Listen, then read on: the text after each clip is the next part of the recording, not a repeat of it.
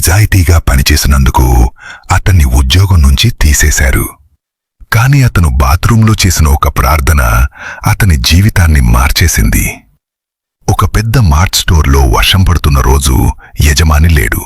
బహుశా ఉద్యోగులందరూ ఒకచోట కూర్చుని ముచ్చట్లు పెట్టుకుంటూ పని మానేశారు. కాని ఒక అబ్బాయి నిజాయితీగా కష్టపడి పనిచేస్తాడు.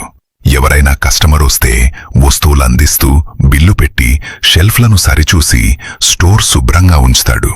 అతనికొక సీక్రెట్ ఉంది. సమయం ఉన్నప్పుడు అతను స్టోర్లో ఒంటరిగా బాత్రూంలో లేదా కంచిలో కూర్చొని దేవుని ముందు ప్రార్థన చేస్తాడు.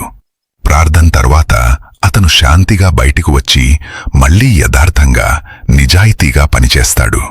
ఈ ప్రాక్టీస్ అతనికి లోపలి శక్తినిస్తుంది మరియు కష్టాన్ని మళ్లీ ఎగురవేయకుండా పనిచేయగలడు. ఒకసారి ఒక కారు స్టోర్ వద్ద ఆగింది.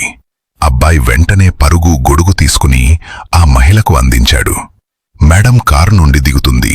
అబ్బాయి, మేడం మీరిక్కడ కూర్చోండి, మీకు కావాల్సిన వస్తువులు నేను తీసుకెస్తాను అని చెబుతూ అన్ని వస్తువులను సర్ది బిల్లు కూడా పెట్టి అందిస్తాడు. ఆమె అతని నిజాయితీని గమనిస్తుంది.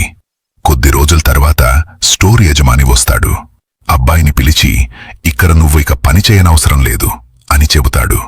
అబ్బాయి ఆశ్చర్యంగా అడుగుతాడు, సార్ నేను ఏం తప్పు చేశాను?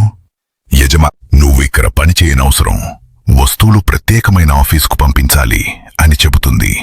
అబ్బాయి వస్తువులను స్టోరేజ్ నుంచి తీసుకుని ఆ ఆఫీసుకు అందిస్తుంది. అక్కడ వాచ్మెన్, మేడం మిమ్మల్ని పిలుస్తున్నారు అని చెబుతారు. అతను మేడం దగ్గరికి వెళ్లి అడుగుతాడు, మేడం నాకు పనిపోయింది, ఏదైనా పని ఇస్తారా?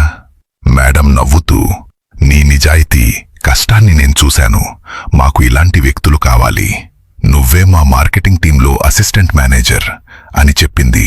అబ్బాయి ఆనందంతో కళ్ళు నీళ్లు కమ్ముకుంటూ లోపల ప్రార్థిస్తూ, దేవా నా ప్రార్థనలకు సమాధానమిచ్చినందుకు కృతజ్ఞతలు. ఈ కథ నీ మనసును తాకిందా?